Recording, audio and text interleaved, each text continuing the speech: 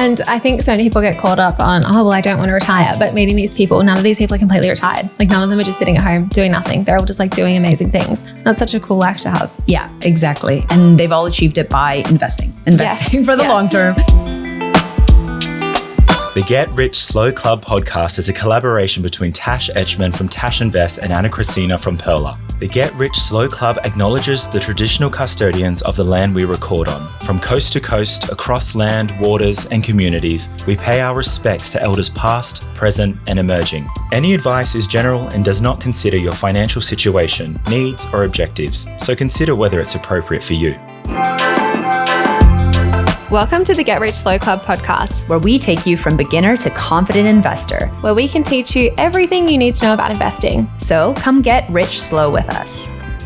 Hello and welcome back. We have a really fun episode today. Anna and I went to a fire retreat. Would we call it a retreat? A fire conference, event? A retreat sounds like the accurate description. Yeah. Well, we spent the weekend with 50 people who want to, or who are actually planning to retire early. And we had so much fun. So we thought we'd go into like the lessons, learning, some of our key takeaways, pros and cons if you're thinking about joining one of these things, because I've always been skeptical of them. I've been like, oh, that's interesting, but I don't know if I'd ever want to go. But we actually got free flights and kind of got to go for free because we were speakers. So that's my money win of the week for sure, not having to pay for the retreat. But yeah, we'll get into that soon. Do you have a different money win or is that yours as well? I have an add-on to that money win. I got to catch a flight back with Tash. And so I got to take advantage of your Virgin lounge. Oh, yes. Yeah. So that was free. Had, I think, like 2-3 plates of food and some, a drink and some chips. So that was good. I love taking people into lounges because I go in quite often these days. I'm like, oh yeah, it's still fun and I still love it, but I'm not as excited as I used to be. So it's fun taking people and they're like, oh, there's a pancake machine. Yeah. It's just nice not to have to fight anyone for a seat. You can just kind of relax. You can have snacks. You don't have to worry about it. Like that was really kind of nice. And I haven't been to the Sydney one before. Yeah. Sydney's my least favorite one. The Adelaide one is really nice for Virgin. That's like a brand new one. The Perth one's fine as long as you're not there in like FIFO peak hour. It's usually pretty quiet. Yeah. But at 6 a.m. on a Monday morning, it is packed with people in high-vis clothes. The Melbourne one's okay as well. Yeah, good. Amazing. Also, lounge reviews for you. Awesome. What are we going to kick it off with? So let's get into the retreat. The retreat we went to was called Tribe FI. And it was actually run by this awesome gentleman by the name of Rob Hines.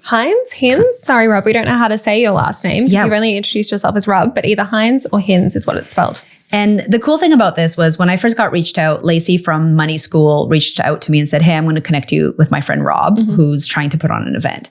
And what we found out during the event was that a lot of people thought it was a scam when Rob was reaching out to them. And it was because he didn't have an online presence. He didn't have like a website or he had a website for the event. I guess he was trying to put together. It was very like do-it-yourself website. Yeah. Like a quick slap together WordPress site. And because he didn't have an online presence, people didn't know if he was real or not. Yeah. I get pitched a lot of stuff to my emails. Like people send me cold emails all the time being like, I want to sell your newsletter for you and I don't have a newsletter, or I want to start your YouTube channel and I don't want to do that. So I just thought it was one of those random scammy emails because he was just like, hi, wrote one line or something like that. And then was like, cheers, Rob or something. And it wasn't like those professional emails you see, which is completely fine, but I just ignored it and moved on until you mentioned it, I'm pretty sure. Yeah. I mentioned it. I said, hey, I spoke to this guy, Rob, because once Lacey kind of connected me, Rob reached out to me because I was like, cool, let's chat. And I just loved his passion. He's a guy who retired through his plumbing business. And he was just like, I just want to connect with other like-minded people. And he went to a bunch of events in the US. So anyone who is unfamiliar with the FIRE movement, it's financial independence, retire early. And the idea— Before we jump into that, I just want to like quick note on kind of the skills Rob had to even put this event together. Like the fact that he reached out to us, didn't have a website, didn't really have the skills for social media yet, but just networked to a point where he could get 50 random people together and got all of our like speakers to come as well, which is very impressive. Yeah, so, exactly. Big lesson if you want to do something, like put it together, but also meet people, go to events, talk to people. He came to our book tour as well. Yeah. With some of his friends, we got to meet some of them as well. Like if you want to put something together, you can literally just do it. Just go out and meet people. And that's what he did actually at these other events, right? So he would go to the States and he'd go to these financial independence, retire early events and meet like awesome, like-minded people, think they were really cool. And he was like, I want to do that in Australia. And I want to do that with other people because it's not just the benefit of of learning about finance, it's like connecting with other like-minded people so you can learn from each other, you can support each other, and you have a network. And especially if you're someone like Rob who retired early, you can then also have friends while everyone else is working. Yeah. And I just really appreciate people who go and do the things. Like I hear a lot of people say like, oh, we don't have that here. And he was just, instead of complaining about it, just did it. Yeah. He was like, we don't have one in Australia. I'm just going to make one. Yeah. And I admire that so much, especially because it was kind of like it's not in his original skill set. He was a plumber beforehand. Like this is a completely different ballgame, but he did an amazing job just learning as he went. We're going to have Rob actually on the podcast. Yeah, no, I definitely. Yeah. I mean, like his story is so wild, how he built out his plumbing business and also would like ride a unicycle to different plumbing jobs. Anyways, that's a whole other story. I was trying to give him marketing strategies of like, oh my God, if you like did a TikTok of riding on your unicycle with a plunger. The uni what are you doing? Yeah, the uni plumber. But how good is that? Someone from like a completely different skill space, like skilled based job gets into like doing an event, doing a conference essentially, right? With no social presence. Like that's pretty remarkable. So it's hard to sell tickets to things, especially to like overnight events, especially if tickets are close to $1,000, and he sold out the event. Yeah. Amazing job. But anyway, back into what is FIRE? Yeah, well, I mean, I was just giving the context of that. So he went to these different FIRE events, met a couple different people, and I think he met a couple Americans who were like, do this event, make it happen, and we'll come out to it. So they were the first people, but everyone else had no clue who he was, thought it was a scam. And then little by little, people realized, no, he's legit. And the event got put together. So what is FIRE? Financial independence, retire early. We've talked about it on a couple podcasts, is the idea of that you take your income or any savings that you have, you invest it. And what you want to do is essentially have 25 times your expenses. So if you calculate your expenses, times it by 25, that is essentially your FIRE number, the number that you would want to reach to have invested so that you can actually live off of your investments. So for example, if your expenses are $40,000 a year, you would want about $1 million because 40 times 25 is $1 million. And theoretically, you'd be able to live off of your investments because they'd be able to pay you in dividends, or you can sell it down in order to access it. Mm-hmm. There's also other ways to kind of think about FIRE. A lot of people think about how much money you would have to take out each year. And there's a study that was done a while ago called the Trinity study. And they actually looked at if you take out 4% every year from your investments, how long could you live off of your retirement investments? And this is also looked at in past performance. So it's not future proofed, but essentially the idea is 4%. So a lot of people kind of try to do the math around that, and whatever you would need, you'd be able to pull out 4%. So there's two different kind of ways that you can look at how much money you would need in order to reach financial independence and in order to potentially retire and not have to work. Yeah, I haven't consumed like too much FIRE content recently because I kind of was like, oh, this isn't exactly for me. Like I like the idea of financial independence, but not retiring early. But something I got from the event was that most people weren't really aiming to completely retire early, which is interesting. We might get into that soon. But yeah, they're the basic numbers to keep in your mind to kind of be a goal you can have, but it doesn't have to be everything. Yeah. And the cool thing about this event was that we got to meet people from every single part of their FIRE journey. So people who just learned about it, or beginners who maybe have learned about FIRE through us even, which was really we had some people who followed our podcast, which is amazing. Yeah, so hello. Yes. And then we had people who actually FIREd, who actually reached retirement, not at like the age of 60 or 65, but like early retirement, and who were living their life. And a lot of those people still have side hustles, still have businesses they started, still have passion projects, but at least they're getting to do what they want to do as opposed to be working a 9-to-5 job that they have to do. And a lot of them are talking about being burnt out and the stress they don't have now, which is amazing to hear. There's also some people working regular jobs. There were teachers who just work 2 days a week now because they were almost retired. Lots of people kind of still working part-time, which I loved. But it was such a great mix of people. Like I'm really surprised at how diverse it was. I thought these events would kind of be filled with more people who are really strict on FIRE and really far along in their journey, but it was great to see people kind of exploring all the different options that were. And also all ages, it wasn't just a bunch of like 40-year-olds or 50-year-olds who are like, I'm retiring really soon. And not just 50-year-old men. Like it was 52% females. Yes. There was a lot of women there. Yeah. Which is great because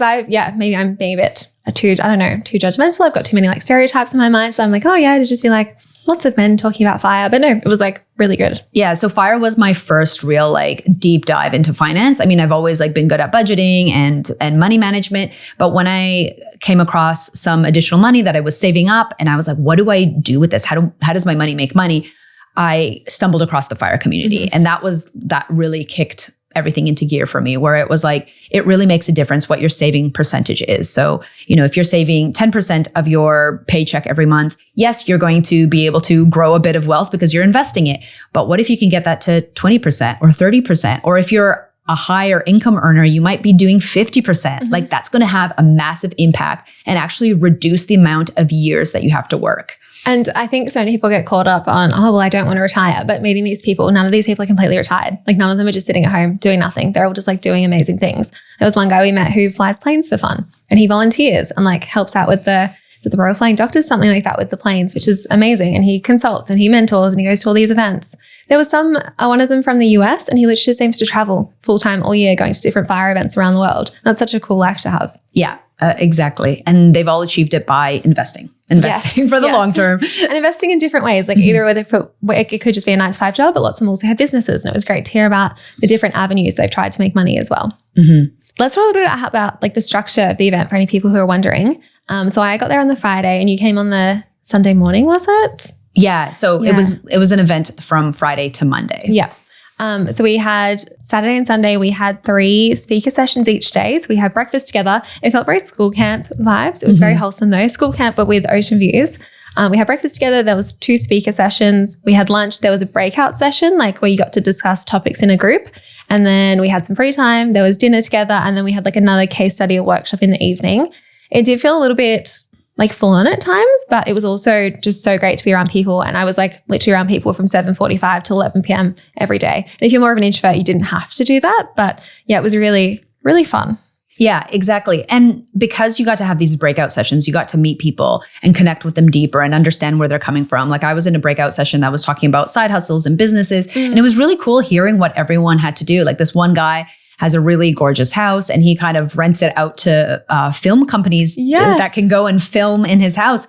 And he essentially makes like a month's income in a day, Which is amazing. And yes, you need a really nice house for that. But like cool to hear those things are even options. Because he said his house got into a magazine.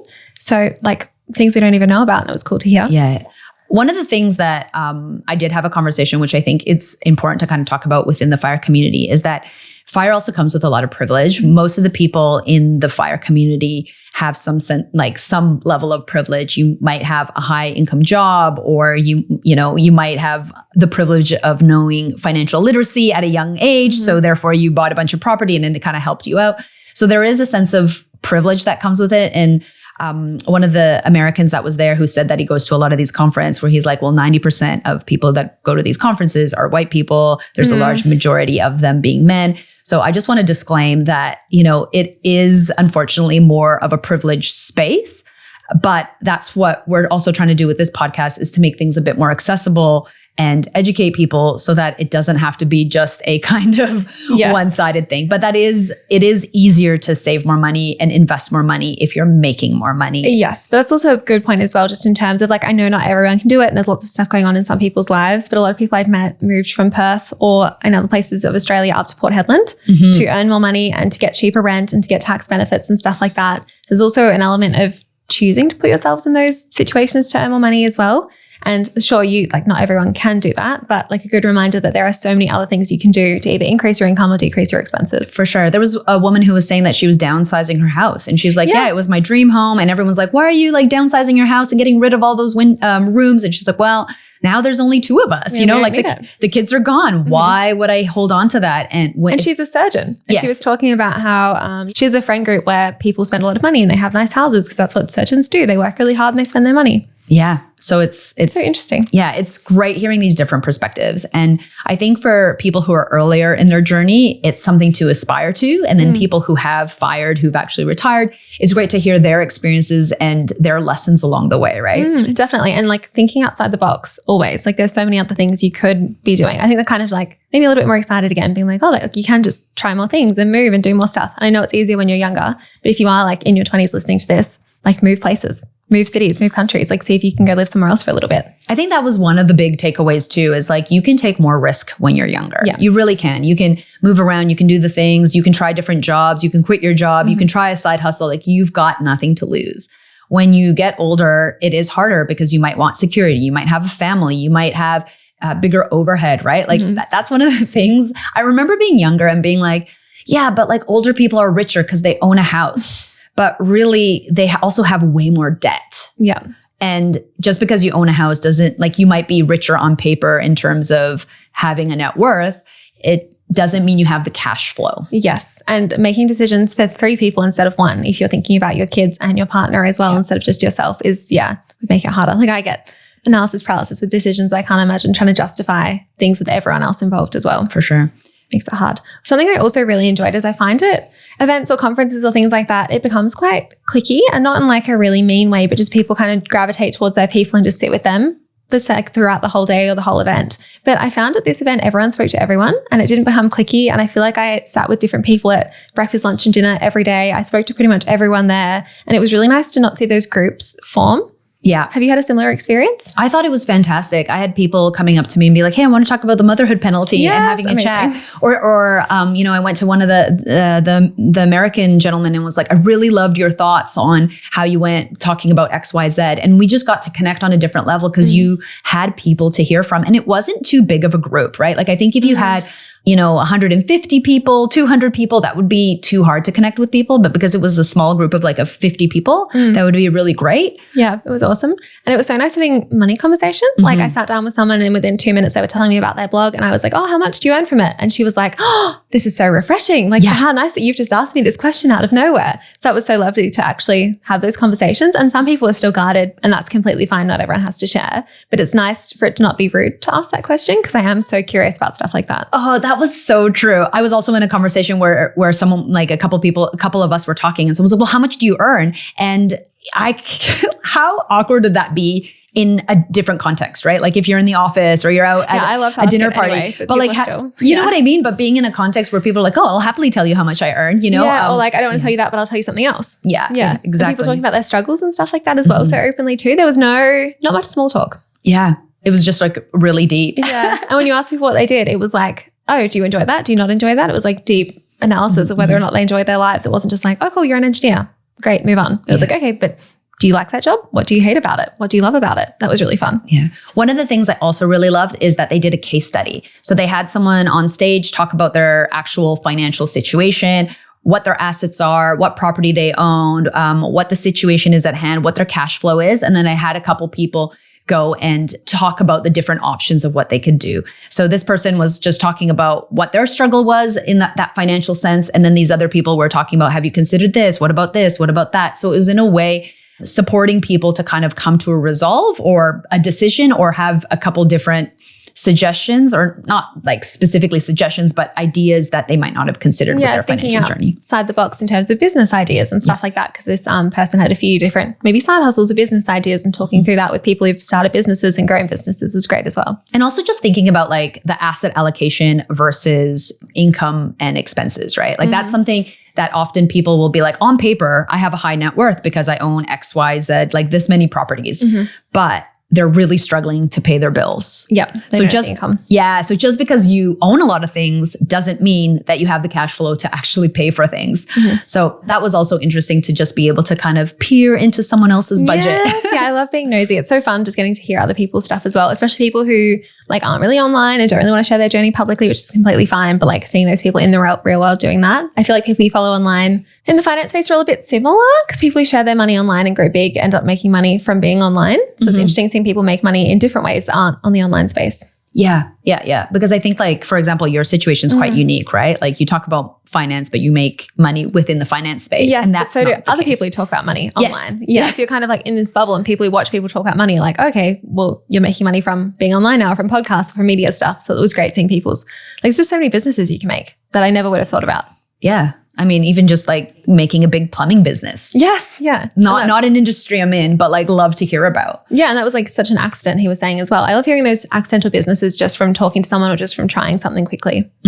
Yeah. So we spoke about one of the sessions already. That was the case study. The other sessions we had was, I keep forgetting his tagline. What was it about the extraordinary? The extraordinary comes to those who create it, I think was the tagline. Extraordinary life comes to those who create it. Yeah. So it was kind of like our vibe of build the life that you love. It was all about designing the life that you actually want now rather than waiting for when you retire. And it was going through like, what things do you enjoy now? Like, what are you actually going to do when you retire? And they went through stats of how many people are depressed when they retire. I think it was 1 in 3 people end up depressed, which is not ideal. And also your likelihood of dying increases when you retire as well. I think that often comes in with like the age of people usually retiring as well, like lots of other stuff going on there. But it was all about trying the things now. Like if you are really, really, really busy all the time, trying to work really hard and save really hard, and then all of a sudden you stop, you've not spent any time figuring out who you are or what you actually want to do with your life, which seems to be quite a common theme that reoccurs quite often. Like, what do you actually do with your life? And how do you actually fill your time when you don't need to work anymore? Yeah, I think it comes down to like ensuring you have a balance before you get to that point, right? Yes. Like living a purposeful life, like a life you love. So it's not just like work, work, work, come home, pay the bills, work, work, work, come home, pay the bills. Like that just is brutal, right? Yeah, some of the things we blame our jobs for, like we're like, oh, I'm really stressed because my job is stressful. And then one of the presenters was like, oh, when I quit my job, I actually realized I'm just a stressful person. And it wasn't actually my job making me stressed. I was just finding anything to be stressed about. And you kind of have to deal with those things within yourself at some point in your life. Like it's not always just your job's fault. And we look to blame other people, other reasons all the time, but actually taking responsibility for how we react to the world is quite important as well. And I think our health plays into that too. Yes. Like sometimes we ignore our health because we're like, oh, I'm just busy right now, or I'm really stressed right now, or whatever it might be. And sometimes like I was talking to you about this before our work lunch, I'm like, I need to go get an iron infusion because I know that I am not sleeping well and feeling anxious, all these things that come with just iron deficiency, right? And we trap ourselves thinking we need to do all this stuff. And it's like, do you really need to say yes to all those things if you are feeling too stressed? Like you have this in your control to say no. Yeah. And no is so powerful. Saying no is very, very powerful. But I get FOMO when I like to go to things and I like to, because it's hard to balance. Like, yes, you should say yes to get more opportunities and to meet more people, but then also balancing that with like knowing where you want to go. We did an activity where we had to scrunch up some newspaper and we aimed at Rob and we had to throw the paper back at the presenter, not at Rob. And it was meant to be summing up that like, if you're not aiming somewhere, you're probably going to miss where you want to go. I don't know if that was described very well. But yeah, so you have to actually, even if you want to change your goal later on, or even if you change your plan, it's good to have a goal and be working towards something instead of just kind of floundering around and throwing things in the wrong direction. Yeah, just like doing things aimlessly, because if you have a goal, it's something you're focusing on. And it's okay if your goal changes. And this is so applicable to finances, right? Like whether you want to buy a house and you're saving up for a home deposit, great, you're doing something, like it is a goal. And then you might get to that point where you're like, I don't want to actually own a house. I want to rent for a while. I want to go travel around. Great. You've already like accomplished something because you're saving, and maybe you just kind of move those funds in a different way, or you invest or whatever that might be. But that's so important even in life. Yeah, people were talking about at the event, like, do I set up a trust now? Do I sell all my assets and put it into a trust? Like they had built up these assets already, but then they were like, cool, what do I do now? Do I change my mind? Do I change all these structures? But you don't need to figure that out initially. Like you don't have to have it perfect now. You can just change it, and everyone else is figuring it out as they go as well. I think that's like the biggest takeaway of like talking to other people is like, you can adjust, you know, like in some of the conversations with people, it was like, again, back to the owning a lot of property. Well, you can sell that property. You don't have to hold on to it. Yes, there's security and there's ideas around it, but like, you have to actually dive deep into yourself because so much of money is personal. So much of money is beliefs. So much of money is actually preconceived ideas that you've held on to and you're scared to let go of. Yeah. Something really resonated with me was like that whole being busy. And then when you're not, being like, oh, actually, like I've created all my problems for myself now. Yeah. What do I actually want to do now that I can stop and reflect and have free time? Because I was like always such a busy person, and I still am sometimes now, not as much as I used to be. But when you have time to think, you really have to, you can't just like, I don't know, ignore everything else anymore. Yeah, for sure. So on the first day, there was that extraordinary workshop, and then there was one on commercial property, someone just sharing his journey. That was quite interesting because I don't really know too much about how commercial property works. You know, talking about the pros and the cons and things he looked out for and like a lot of the luck along the way. Like there was one story where they decided someone found out the aircon needed replacing and it was going to cost $300,000, but they just signed a contract to sell it. So they didn't have to pay for it, which was really lucky. And just kind of talking about like, yeah, sure, you can make a lot more returns, but it's a lot more high risk. Like the expenses are huge if something goes wrong. And most people just don't have 300 grand laying around. And it's a lot harder to get loans for that stuff as well. So interesting to see, but kind of was like, no, not for me right now. It also reminds me of like those success stories. We often hear the success stories because they're the outliners, right? There's a lot of luck, a lot of opportunity, a lot of like being in the right place at the right time. I look back at like my father during like when he came to Canada, he bought property and he's a boomer, right? Like, so he's one of those people that's set. But that's the right place at the right time. And it's very different for young people right now. So it's like you can take away a lot of these learnings, but sometimes the risk is different. Yeah. And it plays out differently for different people. You don't hear how many people have like made really bad deals, have like potentially lost their properties. You know, like I heard, like not at this event, but like people who decided to buy a bunch of property in their super and then that totally crashed. And now they don't have a retirement fund, right? We don't hear those stories because no one wants to listen to that. Like the media doesn't pick it up, but they're really important learnings. Or you see one aspect of someone's life where you're like, cool, that one property made lots of money. But the reason he could do that is because he had a thriving business that gave him a lot of cash flow for that. Like I think often we focus in on one aspect, but we don't see the bigger picture. And also later on, he spoke about businesses that had failed and money he'd lost later. But he had that safety net of having a business that was doing really well to pay for all of that stuff. And it's easier to take on more risk if you already have security. So if you already have financial security or a business or money in the bank, it's easier to take risk because 1%, 5% out of your giant portfolio is like nothing to you. But like someone starting out, that is all of their savings. Yeah. And like, yes, sure, taking risk can be good sometimes. But yeah, it's when you hear these people's stories, it's like, oh yeah, I wouldn't buy a $4 million commercial property anytime soon. Yeah, like I can't, but no, wouldn't do that. Because I would have to put everything into it to even get close to doing something like that. And then all of a sudden your whole portfolio is fully weighted in this one property. So it's like. And it can take years to find a tenant. Yeah. Which is just terrifying. And we saw that with COVID. Yeah. Yeah, that was very scary. And the real estate industry is still like recovering from that for commercial properties. And I almost feel like this has happened a little bit with my apartment. So I bought it 4.5 years ago now, which is pretty crazy how quick that time has gone. But when people ask me my opinions on like the Perth market or on buying an apartment, it is not the same time anymore. I was very lucky with when I bought it and it's gone up really quickly because everything's kind of gone up in the last few years. But it would be very different buying it today. And I don't know how I would go about it if I bought it again today. Well, same with my Vancouver property. Like that's doubled in 10 years, sorry. And at the time, everyone thought I was like paying way too much because they're like, oh, it's going to burst. Like the bubble's going to burst and prices are going to drop. And guess what? It never did. Yeah. Someone was saying that at the event as well, kind of doing a bit of a doom and gloomy conclusion of like, oh yeah, like I'm a bit scared about the future of markets and I'm just going to keep all of my stuff in cash, which is good for them to say because they've already made it and they're a lot older than I am, for example, or we are. So it's very different for different people and it's good to actually like step back and reflect on why someone might be saying something before you listen to their advice. For sure. There was another segment as well. Yes. And then that was day one, we had the extraordinary one, the commercial property one, and then we had like a workshop on side hustles and businesses. And the overarching theme of that, I feel like we could have written this one, was just start and just trial it and like don't put money into it. Don't take forever making a website or making a landing page. Like literally just like make the quickest product you can or the quickest service you can and see if someone will pay you for it. Fail fast, fail often. Yeah. I feel like, I was like listening to this being like, this is what we've done. Like we did this and we're doing fine now. Yeah. So literally just like trial your ideas. I was talking about like social media versus like making a product versus service versus workshops and stuff like that. And then the next day we had Ruth from the Happy Saver? Is that her name? Yes.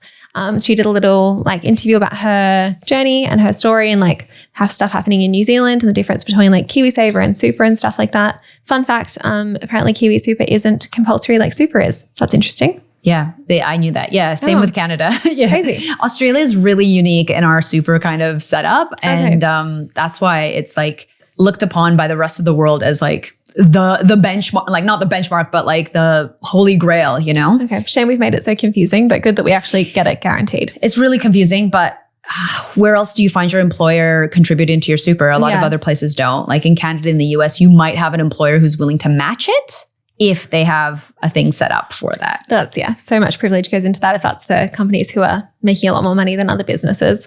That's so hard, like competing for employees if you're a small business and you can't afford to match it when a big company can. And often the matching is only like up to a certain amount. 3% they were saying in New Zealand. Small, Crazy. Yes, she has a blog. So she was talking about running that and her podcast and that she works a few days a week part-time and is about to quit actually. So that was cool hearing her story. And then we did ours. Ours was a bit random in the end. Yeah, kind of. We got a lot of questions. We got a lot of questions that kind of derailed what we were chatting about, but that was fantastic. Yeah, we spoke about like social media, writing the book, how we started our journeys, and also quite a lot about kids and what my parents were like when I was a kid with money, how other people are teaching their kids about money. So that was quite interesting. Yeah, and I was talking quite a bit about that as well, and just like the balance of parenthood and on finances. Yes. And we talked quite a bit about licensing. So people were interested in how licensing works, how you can be licensed. Yeah, because there was lots of international people there. So people from the US, New Zealand, the UK as well. So they were kind of a bit shocked at how it works in Australia because it's a lot less regulated over there, a lot less specific with their regulations. That was an interesting conversation. And then we finished off with the case study that we've mentioned already. Yeah. And in between, we had like some team building activities. We played like bubble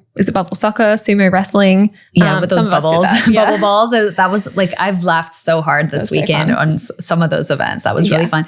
Some team building stuff where you kind of like line up in a line and try to figure out your date of birth in line without talking to the other people. So that was really great because it just kind of builds that team network. Yeah, I loved some of those games. Some were a bit like, average, but some were good. They all came with laughs, so we were all laughing so much. Yeah. And it was nice to just like, I didn't spend much time on my phone at all. Like I didn't post on social media. I spent maybe like half an hour on my phone each day, if that, like just talking to people quickly. And that was really nice to like be in the real world again and to have a schedule. I've missed like having someone tell me where to be at every time. That was really nice again. And it was nice just to hang out with people. Yeah. And like, I guess we would love to know if anyone would want us to do something like that. Yeah. Rob has inspired us. I would love to do some kind of community thing like this because I loved being on school camp again. Yeah. Just like have a schedule, go out, chat with people, connect in the real world, not digitally, even though there's like nothing wrong with that. But it was just so nice to actually meet new people. And now, you know, if we go to Florida or if we go to New Zealand, we've got places to stay. We've got people to connect with. We've got friends. Yeah, I'd love to do one like maybe like less intense schedule wise. But yeah, maybe a few more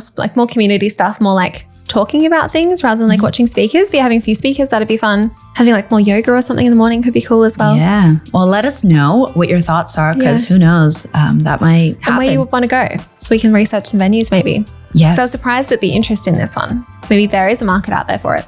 Surely. Yes, hopefully. Okay. All right. That's all for today. Okay, bye. Bye. Thanks so much for joining us. If you found this episode helpful, please rate us 5 stars, write a review, or share with a friend. If you're new to investing, make sure to listen to our first 10 episodes. Follow us at Get Rich Slow Club or Tash at Tash Invest or me at Ana Cristina. This show was brought to you by Natasha Etchman, who is an authorized representative 1299881 of Guideway Financial Services, AFSL 420367, and Perla, who is an authorized representative 1281540 of Sanlam Private Wealth, AFSL 337927. Knowledge is power, especially when it comes to investing. So make sure you check out our financial services guides and read the product disclosure statement and target market determination for any investments you're considering. See our show notes for more info.